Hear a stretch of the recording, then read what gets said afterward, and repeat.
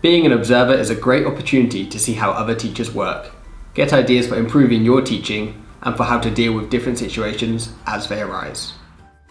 Your manager will set up an observation between you and your peer. You will arrange with your peer when you want to carry out this observation. The process of observing your peer is made up of 4 parts: your observation, a student's observation, the observed practitioner's self-observation, and a review that you carry out at the end.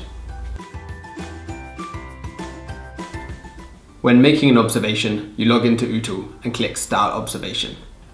You are taken to the observation page, where you can select a theme and add outstanding practice elements that you observe in the lesson.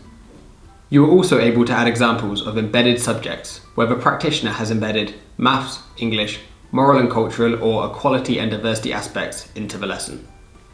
You can also note the missed opportunities for these subjects. Ootl only looks for outstanding elements within a lesson. We encourage you to add as many outstanding elements as possible. This information is useful later, when you review all the discovered elements as a team.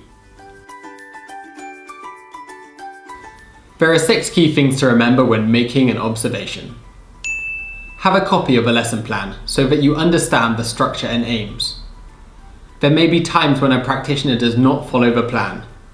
There may be very good reasons for this, and this flexibility may have enhanced the lesson. Please ensure you discuss these changes at the end of the session.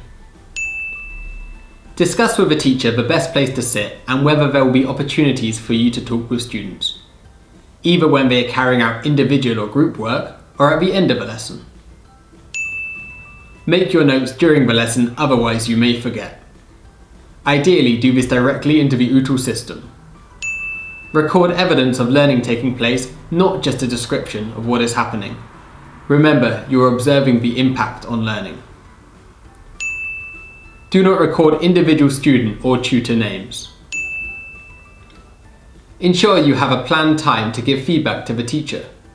This could be very briefly at the end of the observation, with more time set for later that day, if the teacher has another class.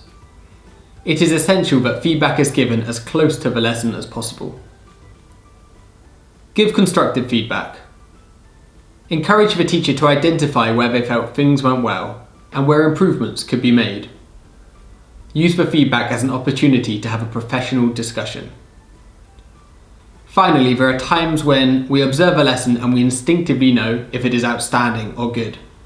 However, you must provide evidence to support this feeling. Observers do not just feel their judgment, they write down evidence and evaluate it. As an observer, it is your role to find and brief a student before the lesson. During the lesson, you log into the student's computer on your account, click Start Student Observation, and they are now able to observe the lesson. The student will only be able to do the observation once you have clicked this button. They will not be able to go back and view any of your information.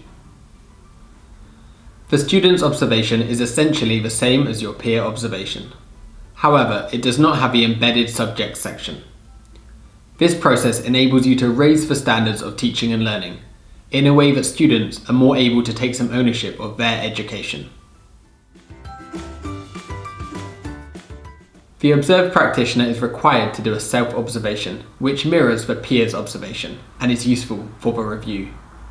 This should be done at the end of the observed lesson.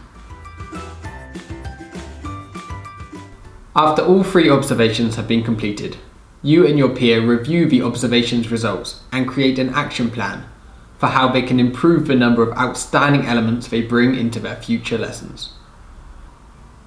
This should be a positive experience. Both practitioners can learn from this process, and the end result should be 3 areas where they feel the observed practitioner can improve in the future. The action plan includes SMART methodology, so it is specific, measurable, achievable, realistic, and timely.